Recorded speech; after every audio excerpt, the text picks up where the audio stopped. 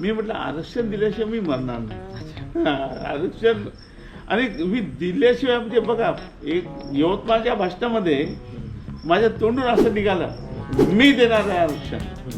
लोकांना वाईट वाटतं. याचा स्वतःच हे जाऊ दे, अजून गोष्ट आणखी मोठी करणार आहे त्या दिवशी. कधी त्या 17 तारखेला 19 तारखेला माझी मोठी गोष्ट आहे पुढे.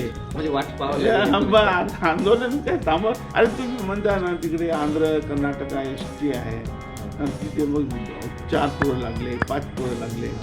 काय 4 आणि 5 पोरं मग जा बरं नॅशनलाइज बँकेत, महाराष्ट्र बँकेत, स्टेट बँकेत तुमचा कोणी आहे का? तिथे नोकरी आहे का? का नाही? तिथे क्लार्कही नाही, शिपाई नाही. का नाही? कारण तेच जाऊ दे, महाराष्ट्रात सुद्धा अशी परिस्थिती होती. महाराष्ट्रीयन लोक सुद्धा ISIPS कडे का जायचे नाही? का बिहारचे लोक आहेत होते? काय दोन काही कळत म्हणता ओबीसी करून करत ओबीसी करून करता. इंदिराजी बोले और देश डोले. म्हणजे एवढे त्यांच्याकडे 400-450 खासदार. तर तेव्हा त्या करू शकल्या नाही. याचं कारण काय? एकदा मी सोनियाजीकडे गेलो. सोनिया गांधीला म्हटलं, मॅडम आमचं एक करा, तुम्ही आता आयोग लावा. तो आपको आरक्षण है ना? म्हटलं आहे मॅडम. कितना है? 27%, 27% ओबीसी. आणि आपकी मांग क्या है? 7%. हे जे आयोग आता जे स्थापन झालेलं आहे, मग हे बाकीचे जेवढे आयोगांचा ते अभ्यास करत आहेत, त्या आयोगांसारखं हे आयोग नामशेष राहिलं तर नाही. आज जर हरिभाऊ राठोड हे भाजपमध्ये असते तर कदाचित आज एक मंत्रीचं पद, केंद्रीय मंत्रीपद त्यांच्याकडे असतं.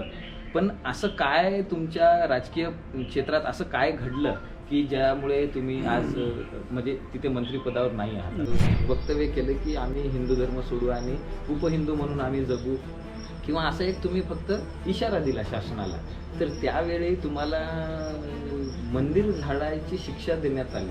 हरिभाऊ राठोड यांना काँग्रेस पक्षाकडून 100 कोटी रुपये त्याकडे देण्यात आले. त्यामुळे हरिभाऊ राठोड यांनी भ्रष्टाचार केला आणि त्यांनी मग बीजेपी सोडली, असे आरोप सुद्धा त्याकडे. तर या सगळ्या गोष्टी ज्या आहेत, आता जसं तुम्ही म्हटलं की याच्या आधी सुद्धा समिती वगैरे स्थापन झालेली, तर आता लोकांचं तेच म्हणणं आहे की आधीच्या सुद्धा समिती होत्या, मग आता का समिती स्थापन करायची? तर मग आता बंजारा समाजाचं म्हणणं आहे की तुम्ही लेखी घेतली का या आयोग स्थापन करणार त्यासाठीची तुम्ही लेखी घेतली का मुख्यमंत्र्यांकडून? किंवा मग तिथे तुमची काय सेटलमेंट झाली का? तिथे कोणी असे लोक आहेत का की जे सेटलमेंट करतात की हेच